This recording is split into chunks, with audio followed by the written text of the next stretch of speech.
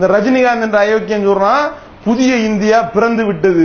வந்து பாடுறா, நீ எப்பொழுதும் ஏழைக்கெல்லாம் சொந்தக்காரன். இந்த அயோக்கியம் தான் எப்பொழுதுமே ஏழைக்கெல்லாம் சொந்தக்காரனா? ஏன்னா சாப்பாட்டுக்கு வக்கீல் நாம் காசு வச்சிருக்கிறான், சோறு தின முடியலங்க. அப்படி மக்கள் புலம்பிக் கொண்டிருக்கின்றார்கள்.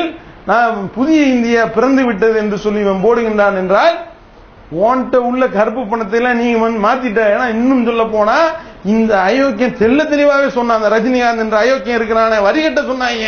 வரிகட்ட சொல்லும்போது இந்த அயோக்கியம் என்ன சொன்னா தெரியுமா? இப்படிலாம் வரிலாம் நீங்க கட்ட சொன்னீங்கன்னா கருப்பு பணம் அதிகமாயிரும் என்று சொன்ன அயோக்கியம் சொல்றான் புதிய இந்தியா பிறந்து விட்டதா. கவர்மெண்ட் வந்து ஒரு சைடு வந்து கருப்பு பணத்தை வெளியே கொண்டு வரணும், கருப்பு பணத்தை கம்மி பண்ணணும் அப்படின்னு சொல்லிட்டு அவங்க பெரிய பெரிய திட்டங்கள் தான் போடும்போது இந்த மாதிரி மறுபடியும் அந்த வரிகள் ஜாஸ்தி பண்ணிட்டே போயிட்டு இருந்தா கருப்பு பணம் தான் ஜாஸ்தி ஆகும் அப்படிங்கிறது அவங்களுக்கு தெரியாதது கிடையாது.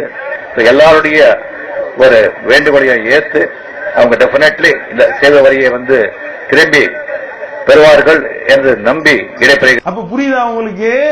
முன்னாடியே எல்லா இன்ஃபர்மேஷன் வந்து அம்புட்டு மாறிடுச்சு. இன்னும் சொல்ல போனா 2000 ரூபாய் நோட்டு வெளியிடுறாங்க. 2000 ரூபாய் நோட்டு வெளியிட்டது நேத்து.